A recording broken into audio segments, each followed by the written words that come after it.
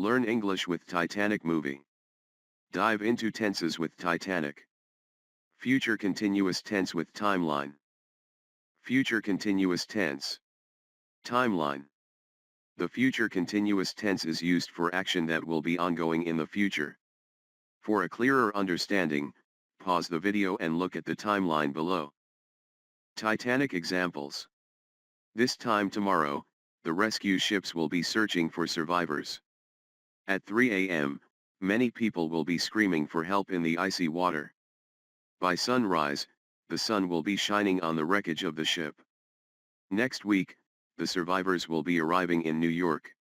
For years to come, people will be talking about the amazing story of Jack and Rose. Like, comment and subscribe.